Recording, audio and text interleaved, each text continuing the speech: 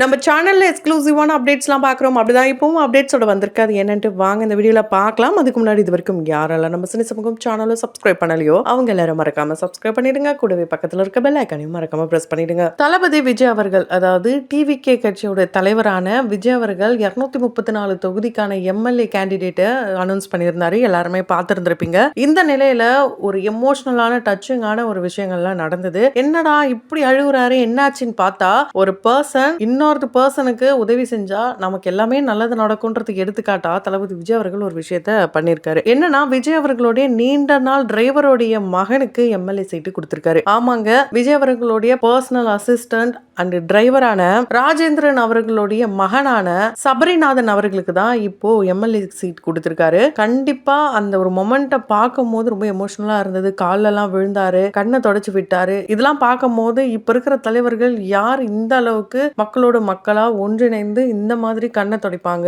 எந்த அளவுக்கு ஒரு ஃப்ரெண்ட்லியா மூவ் பண்றாரு. உண்மையால இது போல ஒரு பர்சன் சொன்னாதான் மக்களுடைய குறைகளை டைரக்டா வந்து கேட்டு கண்டிப்பா சில மாற்றங்கள் வரும்ன்ற ஒரு நம்பிக்கை இந்த ஒரு வீடியோ மூலமா தெரிய வருது. இந்த வீடியோ தான் இப்போ பேசும் பொருளா மாறி இருக்கு. இந்த ஒரு வீடியோக்கு நிறைய பேர் சப்போர்ட் பண்ணிட்டு வர இந்த நிலையில நடிகர் அருண் விஜய் அவர்கள் அவருடைய படத்துல, அதாவது என்னை அறிந்தால் படத்துல அஜித் அவர்கள் கூட சேர்ந்து அவரு நடிச்சிருப்பாரு.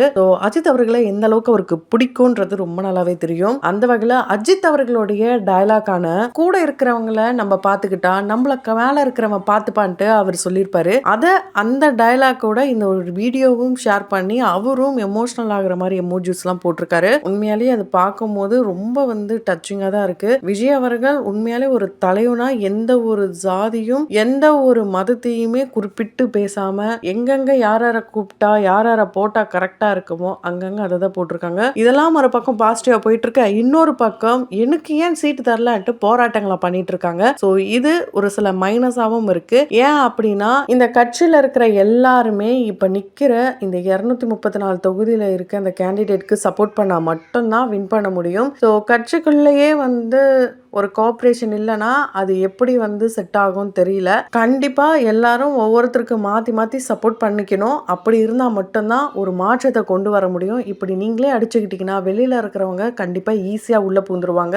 இது ஒரு அவேர்னஸ் அப்படின்னு கூட சொல்லலாம். பிக் பாஸ் மூலமா ரொம்ப பிரபலமானவங்க தான் சாண்ட்ரா பிரஜன். என்னதான் ஆல்ரெடி நிறைய சீரியல்ஸ் எல்லாம் பண்ணியிருந்தாலும் இப்போ ரொம்பவே ஃபேமஸ் ஆயிட்டாங்க. அவங்களுடைய ஜேர்னி எல்லாமே சொல்லியிருந்தாலும் இப்போ அவங்க அவங்களுடைய ஆண் வாரிசுக்காக காத்திட்டு இருக்காங்களாம். இதை ஒரு பெரிய டெலிவிஷன்ல சொல்லியிருக்காங்க. அதாவது அவங்களுடைய ஃபர்ஸ்ட் பிரெக்னன்சி அப்ப அது ட்வின்ஸ்னே தெரியாம 2 கார்டை காட்டின காரணத்தினால இந்த 2 கோடும் இப்போ அந்த 2 குட்டி பசங்க அப்படின்ட்டு வினோத் வந்து அந்த இடத்துல நல்லா ஃபன்னா சொல்லியிருந்தாலும் அதான் 100க்கு 100 உண்மை. அதை தாண்டி இப்போ அடுத்தும் ட்வின்ஸ் தான் வேணும், அதுவும் ஆண் குழந்தைகள் தான் வேணும், எனக்கு ரொம்ப பிடிக்கும்ட்டு ரொம்பவே ஈகரா வெயிட் பண்ணிட்டு இருக்காங்களாம் சாண்ட்ரா.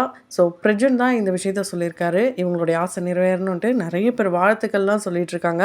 ஒரு பக்கம் சாண்ட்ரானா, இன்னொரு பக்கம் பார்வதி. அவங்க அந்த காட்டன் படத்துல அவங்களுடைய பர்ஃபார்மன்ஸை பின்னி பெடல் எடுத்துட்டாங்க. அதனால எல்லா பக்கத்துல இருந்தும் அவங்களுக்கு நல்ல வரவேற்பு கிடைச்சிட்டு இருக்கு. அந்த படத்துல இருந்த அந்த சீக்வன்ஸ் எடுத்து கம்ரிதன் கூட ரொம்ப அழகாவே எடிட் பண்ணி வீடியோஸ்லாம் போட்டுட்டு இருக்காங்க. இந்த ஒரு பர்ஃபார்மன்ஸ் மூலமா விஜய் பார்வதி மேல மக்கள் வச்சிருந்த ஒரு அபிப்பிராயம் பாத்தீங்கன்னா நல்லாவே மாறி இருக்கு.